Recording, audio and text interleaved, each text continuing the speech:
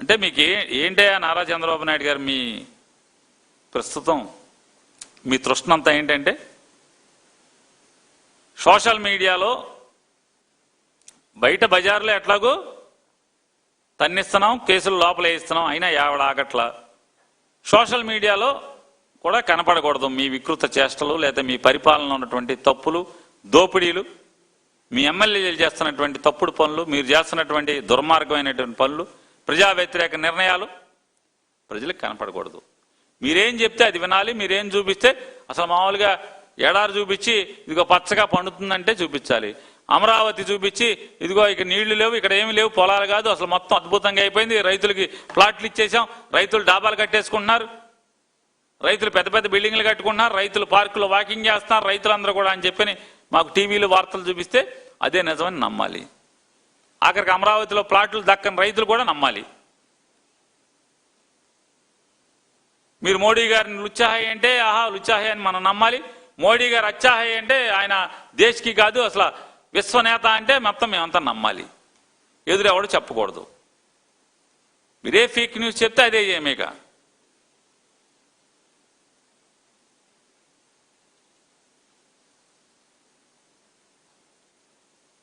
విజయవాడలో lockup death జరిగింది.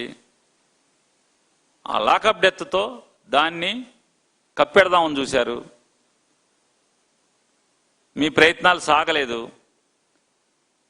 Social media, YouTube channels మీ బతుకుని బజారుని పడేసినాయి. మొత్తం మిమ్మల్ని వివస్త్రం చేసి మిమ్మల్ని మీ దాష్టికాలని నగ్నంగా సమాజానికి చూపించినాయి.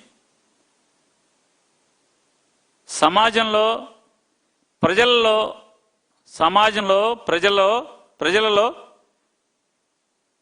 చంద్రబాబు నాయుడు గారి ప్రభుత్వం పట్ల నమ్మకం పోయింది అనేటువంటి బాధ లేదు, దాని గురించి బెంగలేదు.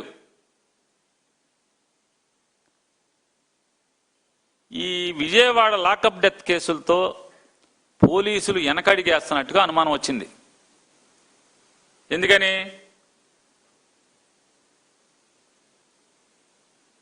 ఆ కుర్రోడ్ని, సాయి కృష్ణ అనేటువంటి కుర్రోడ్ని ఎందుకు రౌడీ అంటే కోర్టు వారెంట్లు ఉన్నా కూడా, నాన్ బెయిలబుల్ వారెంట్లు ఉన్నా కూడా ఎందుకు అరెస్ట్ చేయలేదు? సమాధానం ఏళ్ల తరబడి 2 ఏళ్ల నుంచి నాన్ బెయిలబుల్ వారెంట్లు ఉంటే ఎందుకు అరెస్ట్ చేయలేదు? సమాధానం చెప్పరు. సిపి గారు సమాధానం చెప్పడు, డీజీపీ గారు సమాధానం చెప్పడు. మరి మర్డర్ కేసులో అతను ముద్దాయిగా అరెస్ట్ అయితే ఎందుకు డిఫాల్ట్ బెయిల్ ఇచ్చి పంపారు? ఎందుకు ఛార్జ్షీట్ వేయలేదు? కనీసం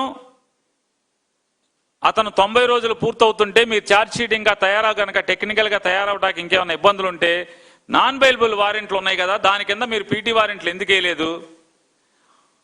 అతను జైల్లో ఉంచడానికి ఇంకా ఎందుకు ప్రయత్నం చేయలేదు?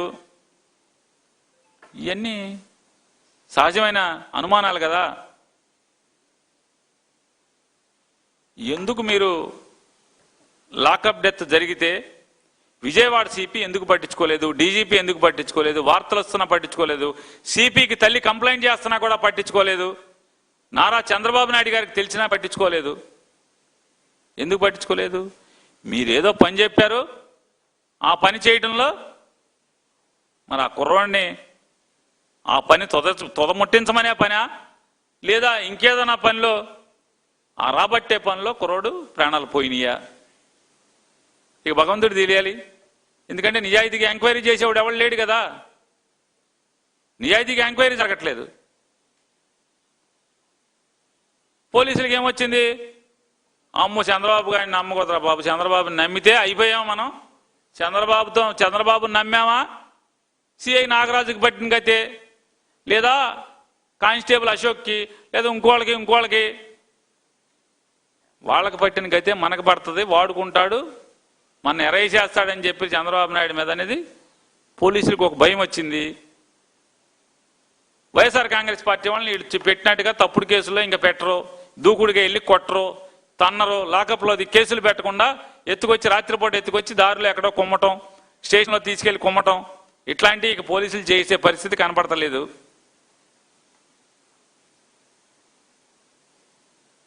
దానికోసం వైఎస్ఆర్ కాంగ్రెస్ పార్టీ వాళ్ళని, రాజకీయ ప్రత్యర్థుల్ని పోలీసులతో దూకుడు తగ్గిపోతుంది కాబట్టి, పోలీసులు ఆలోచిస్తున్నారు కాబట్టి, పోలీసులు ఆలోచనలో పడ్డారు కాబట్టి, ఏమి పోలీసులు మనకేమి ఇవ్వడో, రావాల్సిన ఏమి ఇవ్వడో, ప్రమోషన్లకి డబ్బులు ఇచ్చుకోవాల్సి వస్తుందని చెప్తున్నారు. ఫుల్గా వాడుకుంటున్నారు మనని, అడ్డగోలుగా తప్పుడు పనులు చేయిస్తున్నారు. ఇవాళ మన జైల్లో కూడా పెట్టిస్తున్నారు, మన మీద మర్డర్ కేసులు కట్టి. ఏం మనం వాళ్ళు చెప్పిన పనులే కదా మనం చేసేది. మనం ఏం చేసాం? మన ముద్దాయిలుగా వేయటం. పోలీసులు మనకెందుకు రా బాబు, గోడెక్కేద్దామని గోడెక్కేస్తున్నారు మెల్లగా పోలీసులు. పోలీసులు ఎప్పుడైతే గోడెక్కేస్తున్నారో ఇప్పుడు చంద్రబాబులోకి భయం వచ్చింది. రాష్ట్రంలో పరపతి పోయినా పర్లా, 2 ఏళ్ల ముందు పరపతి పోయింది. ప్రజలు చంద్రబాబు నాయుడు గారి ప్రభుత్వం పీక కొయ్యటానికి, అంటే ఈ ప్రభుత్వాన్ని 5 ఏళ్ళు ఉంచాల్సిన ప్రభుత్వాన్ని 2 ఏళ్లకి ఎప్పుడు పోతుందా అని చెప్పని పూజలు చేస్తున్నారు ఈ ప్రభుత్వం అని. చంద్రబాబు నాయుడు గారి ప్రభుత్వం ఎప్పుడు పోతారా బాబు అని చెప్పని రోజు దేవుని తలవని రోజులు. ఏ మతంలోనైనా కానీ ఇప్పుడు పోలీసులు జారిపోతున్నారు కాబట్టి పోలీసులకి ఒక ఆయుధం ఇవ్వాలి. లేకపోతే పోలీసులు ఇక మన కంట్రోల్ ఉండరు, ఇక వైసీపీ వాళ్ళని తన్నరు, వైసీపీ వాళ్ళని ఎత్తుకొచ్చి కుమ్మరు, దొంగ కేసులు పెట్టరు. నేను అడుగుతున్నా, జగన్మోహన్ రెడ్డి గారిని గత 5 ఏళ్ళు విధ్వంసం అని విష ప్రచారం చేశారు కదా, తప్పుడు ప్రచారంతో మీరు అందలం ఎక్కారు కదా. మరి ఇప్పుడు 2 ఏళ్ళు దాటారు కదా, మీరు చేసిన అభివృద్ధి ఏది చెప్పుకోరా అంటున్నా. ఎందుకు చెప్పుకోలేకపోతున్నారు? ఎందుకు చెప్పుకోలేకపోతున్నారంటే మీరంతా డొల్ల కాబట్టి, మీరేమి చేయలేదు కాబట్టి. స్థలాలు అమ్ముకోవటం, దోచుకోవటం, జనాలకు దోచిపెట్టడం,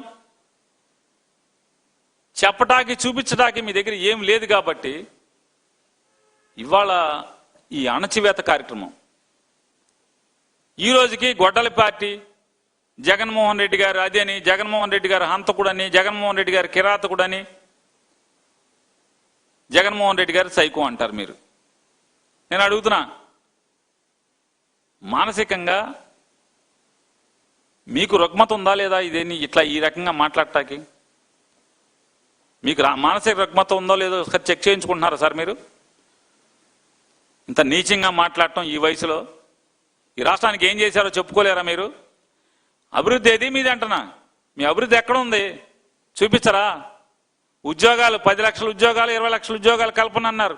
20 లక్షల ఉద్యోగాలు ఎవరికి కల్పించారు? ఆధార్ కార్డు, పేరు, సర్టిఫికెట్, ఏ కంపెనీలో ఉద్యోగం, పే స్లిప్తో సహా బయట పెట్టగలరా అని అడుగుతున్నా. తప్పుడు మాటలు, ఇవన్నీ తప్పుడు ప్రకటనలు. సూపర్ 6 సూపర్ హిట్ ఎవరికి ఇచ్చారు? సూపర్ 6 ఏమి ఇచ్చారు?